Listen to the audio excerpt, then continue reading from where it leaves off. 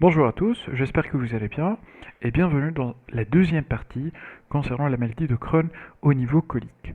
Donc il y avait une vidéo qui est déjà disponible sur la chaîne dans laquelle on a traité certains éléments essentiels pour le diagnostic de cette entité. Je vous invite d'ailleurs à la regarder si ce n'est pas encore fait.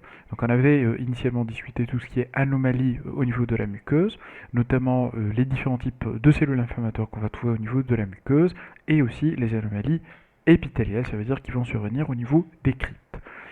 Et on continuera avec d'autres éléments au cours de ces vidéos. Juste pour mention, on avait vu cette partie-là de cette même lame qui, comme on a déjà dit, présentait une ulcération. Donc on avait une perte de substance, donc on n'a plus les éléments qu'on voit à gauche. Ici, on n'a plus de glandes, on n'a plus de muqueuse, on n'a plus de chorion. Et tout ça, ça a été perdu. C'est une perte de substance, c'est une ulcération, et ça s'est remplacé par un antifibrilloleucocytaire qu'on trouve à ce niveau, et puis qui surmonte ce bourgeon charnu. Il faut savoir que dans la maladie de Crohn, les pertes de substance, ça peut prendre plusieurs formes. Donc on peut avoir une ulcération comme ça veut dire de façon superficielle, comme on voit ici, c'est limité à la muqueuse, mais ça peut être des fois profond. Alors je vous ramène avec moi maintenant pour observer une deuxième lame qu'on a vue déjà, mais uniquement de façon focale. Cette fois, on va se concentrer sur la perte de substance. Donc, ce qu'on voit ici, c'est la lumière au centre avec la muqueuse, donc la partie qui paraît un peu éosinophile à cause de la présence d'éléments épithéliaux, ça veut dire la crypte. Et puis, on a une sous-muqueuse à ce niveau, donc qui paraît blanche et pâle à cause de l'abondance de l'œdème. Puis, on a une couche qui est éosinophile. De nouveau, c'est la couche musculaire propre. Et donc ici, à ce niveau, donc on voit qu'on a une perte de substance. Donc on a une perte d'éléments épithéliaux de la muqueuse et on voit bien que là c'est conservé, là c'est un fragment de muqueuse mais qui est détaché, donc on voit qu'il est détaché au niveau de cette lumière, au niveau de cette partie, donc il reste suspendu, donc elle n'est pas attachée au reste du tissu, et puis on voit une perte de substance qui est assez profonde. Alors c'est une perte de substance, c'est une ulcération qui commence à creuser et on voit que ça se trouve vraiment à proximité de cette couche-là qui est la musculaire propre. Alors des fois, ça peut atteindre même la musculaire propre. Dans ce cas, on va l'appeler un ulcère. Et dans ces pertes de substances, on a à voir un infiltré inflammatoire.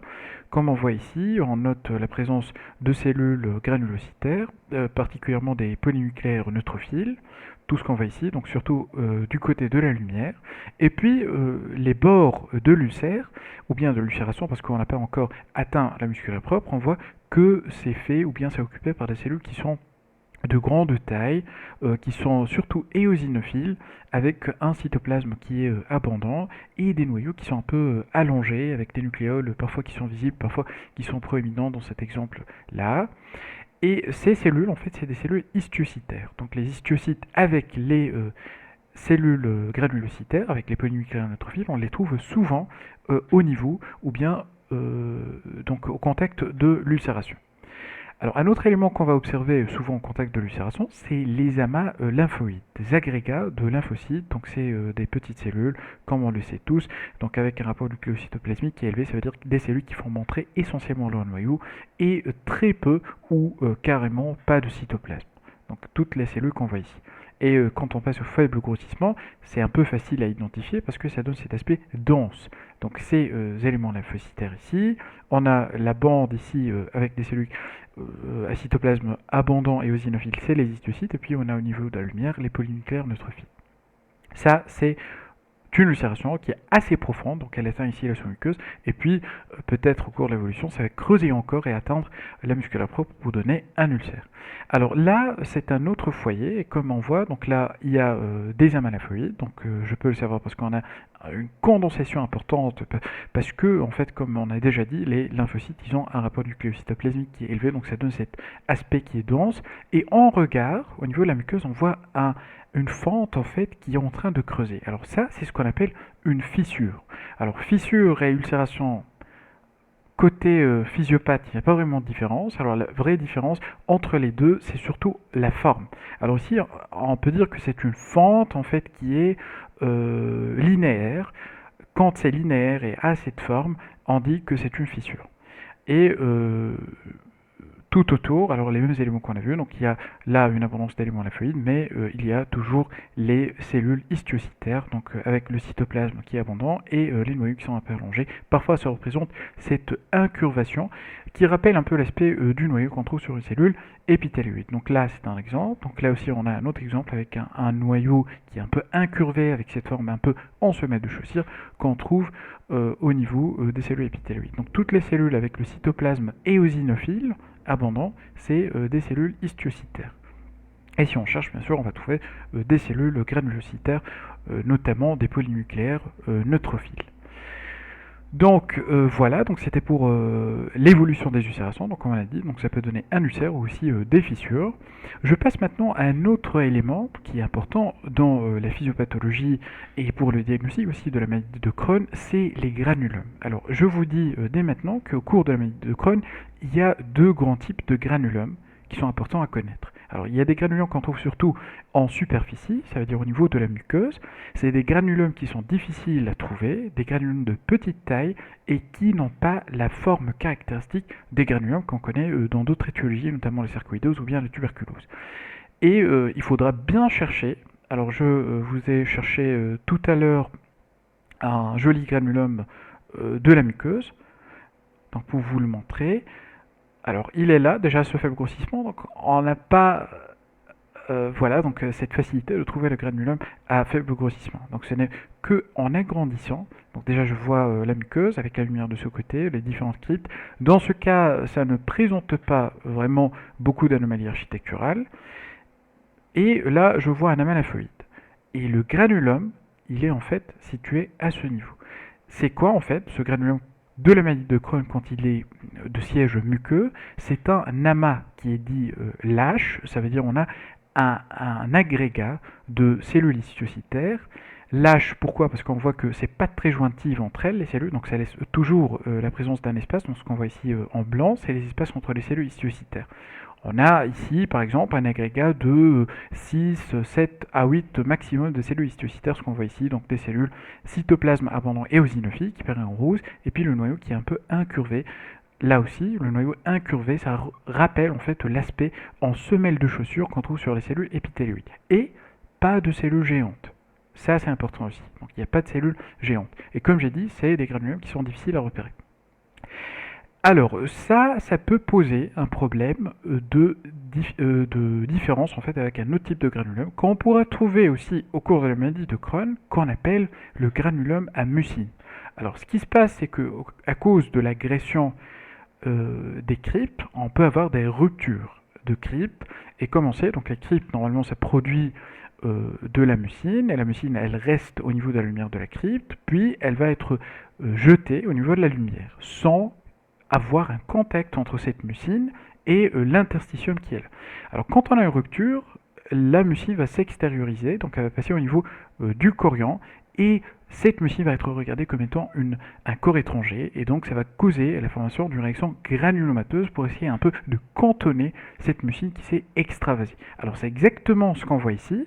Donc on voit une crypte, et d'un côté, ce côté de la crypte, donc on voit qu'il y a une rupture, une discontinuité entre les cellules épithéliales, et puis je vois juste au contact de la rupture un amas en fait de cellules histiocytaires. Ça, c'est ce qu'on va appeler un granulum à mucine, qui est considéré comme un granulum à corps étranger. Et puis, en plus de ça, je vois qu'il y a sur certaines cellules histiocytaires la présence de vacuoles blanchâtres qui témoignent d'une phagocytose de mucine en intracytoplasmique au niveau des cellules histiocytaires.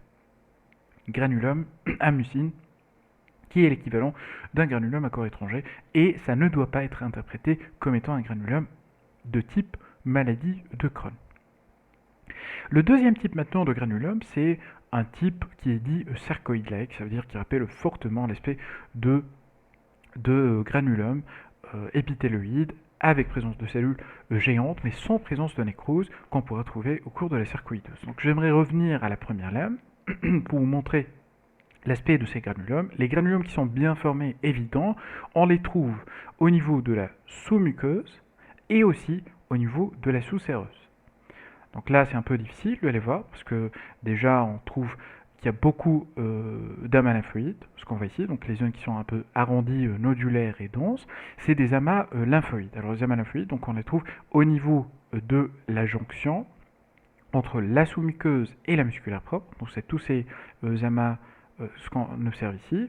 En fait, on dit qu'elles ont parfois un aspect en collier de perles, vu qu'ils sont alignés sur une même ligne, et ils se répètent à des intervalles un peu réguliers, c'est-à-dire à chaque intervalle on a la présence d'un amas lymphoïde. Et puis au niveau de la sous-séreuse aussi, donc on voit que c'est beaucoup plus important au niveau de la sous-séreuse par rapport à la zone de jonction entre la sous-muqueuse et la musculaire propre. Et c'est au niveau de la séance qu'on va essayer de localiser nos granulums, qui sont dits sarcoïdes-like. Donc ils sont déjà visibles dès ce grossissement, à l'inverse de ce qu'on a vu pour le premier type de granulum. Donc je vois des formations qui sont bien limitées. Souvent c'est mis en fait c'est plus visible, c'est facilement visible à cause de la présence d'une coiffe de lymphocytes qu'on trouve tout autour, et puis c'est plus facile à identifier parce qu'on a des cellules géantes, donc ce qu'on voit ici, voilà, donc je vois ici une autre cellule géante, ça veut dire que là c'est un granulome. Alors je vois là une cellule géante, ça veut dire là aussi il y a un granulome, là aussi il y a un granulome avec la présence de cette cellule géante, là aussi la même chose, là aussi la même chose. Donc ici j'agrandis un peu sur ce granulome par exemple, je vais trouver que c'est un granulome qui est plus ou moins bien limité en périphérie, avec présence de cellules épithéloïdes, ce qu'on voit ici, donc des cellules histiocytaires, cytoplasme abondant et eosinophiles avec un noyau qui est incurvé, un peu, légèrement incurvé, donc on dit qu'il a cette forme de semelle de chaussure, donc là c'est un exemple, là aussi, là aussi, là aussi, là aussi, et puis ces cellules vont fusionner, parfois pour donner ces grandes cellules qu'on appelle les cellules géantes, multinucléées, donc on a un cytoplasme de grande taille qui y est occupé en fait, ou bien qui contient plusieurs noyaux. Donc là, c'est une cellule géante, là on a un autre exemple, là aussi c'est une cellule géante, et là aussi on a un autre exemple. Et puis tout autour, on a cette coiffe de lymphocytes qui sont un peu éparses à ce niveau, mais on pourra trouver d'autres granulums avec une coiffe lymphoïde qui est plus évidente. Donc là, granulum, donc on avait de la chance pour ce cas de tomber sur des granulums qui sont multiples.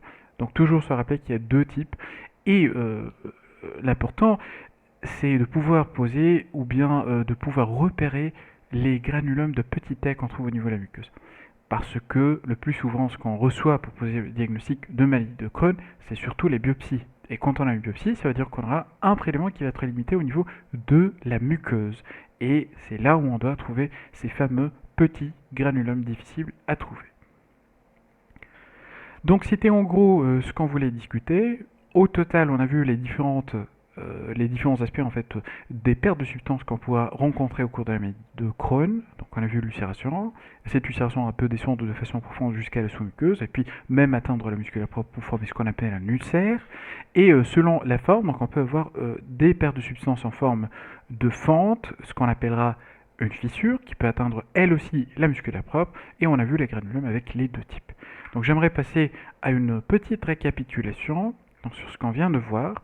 Donc les ulcérations, c'est des érosions superficielles au début. Donc c'est comme ça que ça va commencer. Et puis le plus souvent on regarde, on a des amas lymphoïdes, comme on a vu sur la première lame, avec la présence de polynucléaires neutrophiles, et puis l'évolution qui va se faire en creusant en profondeur, en formant des ulcères ainsi que des fissures. Alors l'inflammation dans la maladie de Crohn, c'est ce qu'on a déjà dit au cours de la première vidéo. Je vous rappelle qu'elle est déjà disponible sur la chaîne.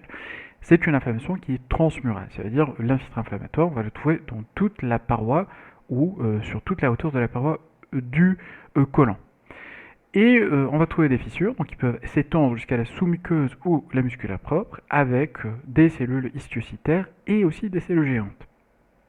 Qu'est-ce qui explique la présence de cellules géantes?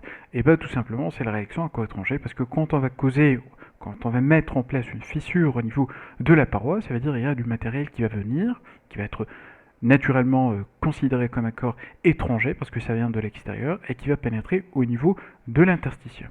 Donc ça va donner cette réaction à corps étranger. Les amas lymphoïdes, toujours en parlant de l'inflammation transmurale, donc ça va donner des amas lymphoïdes comme ce qu'on a vu, qui sont présents au niveau de la sous-séreuse et aussi de la jonction entre la sous-muqueuse et la musculaire propre. Les granulums, on peut les repérer au niveau d'une pièce de réaction ou aussi des biopsies, mais avec des pourcentages qui sont différents. C'est logique parce que la quantité du matériel à évaluer elle est différente. Donc on a un pourcentage de 40 à 60% sur les pièces de résection et 25 à 40% sur les biopsies. Et bien sûr, faire attention aux deux types de granulums. Donc on a ce qu'on appelle les microgranulums qui sont en intercryptique, c'est-à-dire entre les cryptes. Ça reste toujours au niveau de la muqueuse. C'est des petits amas lâches d'histiocytes et qu'il faut différencier avec les granulums à corps étranger, ce qu'on appelle aussi les granulums à mucine. Le granulum cercoïde-like, plus facile à identifier et qui contient des cellules géantes en plus ainsi qu'une coiffe lymphocytaire tout autour, on peut les observer au niveau de la sous-muqueuse et la sous-séreuse et ça ne doit pas contenir de la nécrose. Les granulums, on peut les trouver aussi au niveau ganglionnaire. Alors c'est le cas dans 40 à 50% des cas de maladie de Crohn et souvent c'est le cas lorsque on a une atteinte granulomateuse au niveau de la paroi aussi. Donc comme ça, on arrive à la fin de la vidéo, donc avec la deuxième partie sur la maladie de Crohn au niveau colique. Il reste deux éléments qui sont aussi importants. C'est vrai qu'on n'en discute pas trop lorsqu'on parle de maladie de Crohn au niveau colique, mais ça garde toujours son intérêt, ça veut dire les manifestations sur ce qui est neuromusculaire. Alors ça va être le sujet de la discussion pour la prochaine vidéo, et je vous dis à très bientôt. Merci.